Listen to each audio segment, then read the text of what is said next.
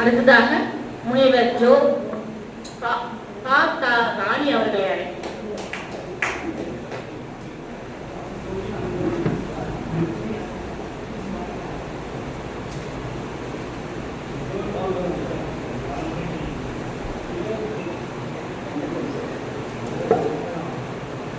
ஈந்த அன்பினில் சுரக்கும் அமுதனை சால பரிந்தூட்டும் தாயினும் மேலாய் கோல சொற்களில் சிறக்கும் அறிவினை காலமெல்லாம் ஊட்டும் தாயே தமிழே உன்னை வணங்குகின்றேன்.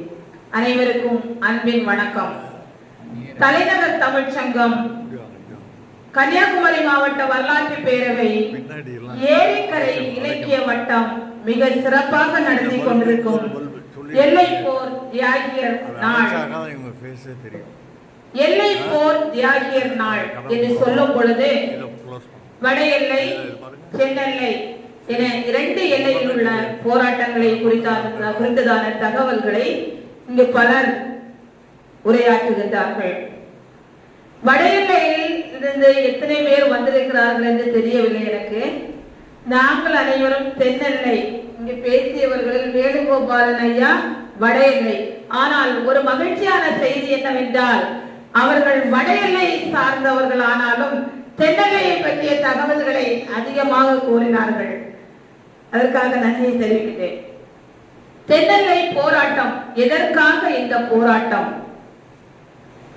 கன்னியாகுமரி மாவட்டம் திருவாங்கூர் சமஸ்தானத்திற்கு உட்பட்டு இருந்த காலகட்டத்தில் தற்போதைய கன்னியாகுமரி மாவட்டத்தில் வாழ்ந்து வந்த மக்கள் தமிழ் பேசி வந்தார்கள்.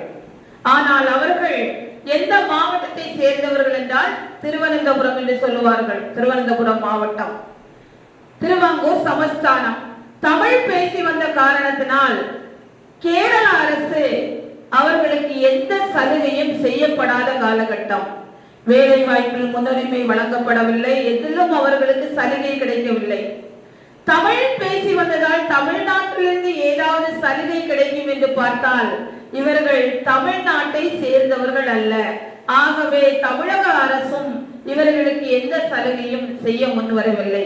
அப்படிப்பட்ட காலகட்டத்தில் மக்கள் மார்ஷல் நேசமணி அவர்களுடைய தலைமையில் கிளர்ந்து எழுப்பினார்கள். எப்படியாவது தாய் தமிழகத்துடன் இணைக்கப்பட வேண்டும். அந்த கன்னியாகுமரியில் மாவட்டத்தில் வாழ்ந்த தமிழ் பேசிய மக்கள் எப்படியாவது தாய் தமிழகத்தோடு இணைக்கப்பட வேண்டும் என்று போராடிய காலகட்டங்கள். அந்த போராடிய காலகட்டங்களில் அவர்கள் பட்ட இன்னல்கள் பல பல. நான் சிறு வயதாக இருக்கும் பொழுது, எனக்கு 10 வயது, 1985ஆம் ஆண்டு ஆகஸ்ட் 11ஆம் நாள் அந்த புதுக்கடை, கன்னியாகுமரி மாவட்டத்தில் புதுக்கடை என்ற பகுதியில் அந்த புதுக்கடை சந்தை இருந்தது. தற்போது அது பேருந்து நிலையமாக மாற்றப்பட்டிருக்கிறது. அதன் அருகில் அந்த சந்தையின் முன்னால் ஒரு தியாக தூண் அமைத்தார்கள். இந்த தியாகியர்களுடைய அவர்களை போற்றும் விதமாக ஒரு தியாக தூண் அமைத்தார்கள்.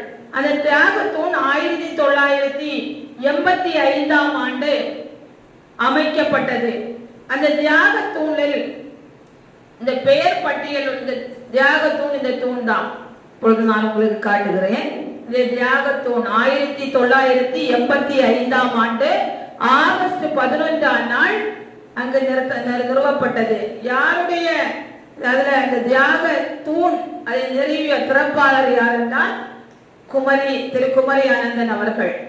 அப்பொழுது காந்தி காமராஜ் தேசிய காங்கிரஸ் என்று ஒரு இயக்கத்தை ஆரம்பித்தார்கள். அவர்களது சார்பாகத்தான் இந்த தாய் தமிழகத்தோடு இணைவதற்கான போராட்டத்தில் கலந்து துப்பாக்கி சூட்டில் உயிரிழந்த தியாகியருடைய பெயர் பட்டியல். இதில் 9 பேர் முதலில் கொடுக்கப்பட்டிருக்கிறார்கள். அதில் 5 பேருடைய பெயர் பட்டியல் இந்த தியாக தூணில் இருக்கிறது.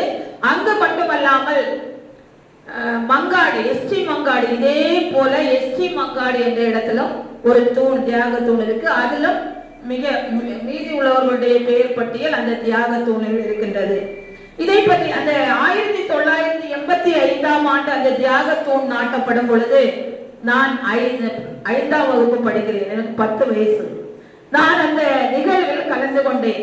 ஒரு வரவேற்பு பாடல், சிறு குழந்தையாக இருக்கும் பொழுது என்னுடைய தந்தை ஒரு வரவேற்பு பாடலுக்கு ஏற்பாடு செய்திருந்தார்கள். அந்த வரவேற்பு பாடல் பாட சென்றேன். இன்றும் அந்த பாடல் எனக்கு ஞாபகம் இருக்கிறது.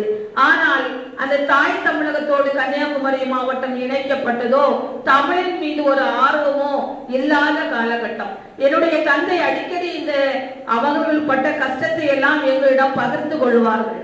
ஆனால் அதை கேட்கக்கூடிய ஆவல் அப்பொழுது இருந்ததா என்று பார்த்தால் இல்லை என்றே கூற வேண்டும். அவர்கள் பல நாட்கள் தங்கள் வீடுகளில் வாழ முடியவில்லை. நான் ஒரு சில நேர காலகட்டத்தில் நினைப்பேன், ஒரு போராட்டத்தில் கலந்து கொண்டு இவர்கள் எல்லாம் ஏன் பின்னிட்டு ஓடினார்கள், இவர்கள் மட்டும் தங்களுடைய உயிரை நீத்தார்கள், என்னுடைய தந்தை போன்ற பலர்கள் பின்னிட்டு ஓடினார்களே என்று நான் நினைப்பது உண்டு. ஆனால் இன்று நினைக்கின்றேன், அவர்கள் பின்னிட்டு ஓடினது காரணத்தினால்தான் இன்று கன்னியாகுமரி மாவட்டம் தாய் தமிழகத்தோடு இணைக்கப்பட்டது. ஏனென்றால் பலர் போராட்ட களத்தில் இறங்கினார்கள். இவர்கள் உயிர் நீத்த பிற்பாடும் பலர் போராட்ட களத்தில் இறங்கினார்கள். அந்த போராட்ட களத்தில் இறங்கிய தியாகிகள் என்னுடைய தந்தையும் ஒருவர். தந்தையை என்னிடம் பகிர்ந்து கொள்ளும் பொழுது, எங்களுடன் பகிர்ந்து கொள்ளும் போது செல்வார்கள், பல நாட்கள் வீட்டில் வாழ முடியாது. கொல்லைப்புறம் என்றால் உங்களுக்கு தெரியும், மறைவான இடங்கள். அந்த மறைவான இடங்களில் உணவு இல்லாமல் கிழங்கு பழங்கள் போன்றவற்றை ஆதிகால கற்கால மனிதர்கள் வாழ்ந்தது போல கிழங்கு பழங்களை பறித்து வாழ்ந்து காலகட்டங்கள் உண்டு என்று பகிர்ந்து கொள்வார்கள். இன்றைக்கு நாம் அவர்களுடைய தியாகத்தை நினைவு கூறுவோம்.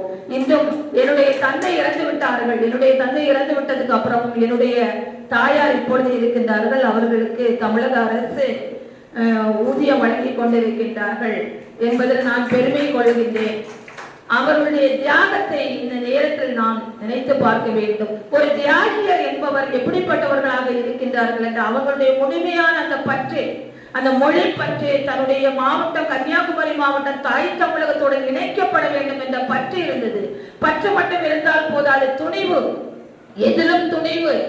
அவர்களை அடித்தாலும் உதைத்தாலும் அவர்கள் அந்த துணிச்சலுடன் போராட்ட களத்தில் இறங்கினார்கள். அது மட்டுமல்லாமல் சுயநலமின்மை, தன்னுடைய பிள்ளைகள், தன்னுடைய மனைவி என்ற எண்ணம் இல்லாமல் அந்த போராட்ட களத்தில் இறங்கினார்கள்.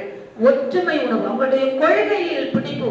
அவங்களுடைய கொள்கை என்ன என்றால், எப்படியாவது தாய் தமிழகத்துடன் இணைந்து விட வேண்டும் என்ற அந்த கொள்கையில் உறுதியாக இருந்தார்கள். ஒற்றுமை உணர்வு, சாதி சமய வேறுபாடு கன்னியாகுமரி மாவட்டத்தில் பார்க்கும் பொழுது இந்து கிறிஸ்தவ இஸ்லாமிய மக்கள் வாழ்ந்து வருகிறார்கள். இதுல பட்டியலில் நாம் பார்க்கும் பொழுது தெரியும், அது சாதி சமய வேறுபாடு இல்லாமல் எல்லாரும் ஒன்றாக இருந்தார்கள். அப்படி ஒன்றாக இணைந்ததன் காரணமாகத்தான் கன்னியாகுமரி மாவட்டம், இந்திய கன்னியாகுமரி மாவட்டம் தாய் தமிழகத்தோடு அன்று இணைந்தது. இதில் நாம் தியாகியரை நினைத்து பார்ப்போம், தியாகியரை வணங்குவோம். வாய்ப்படுத்தமைக்கு நன்றி கூறி விடைபெறுகிறேன். நன்றி, வணக்கம்.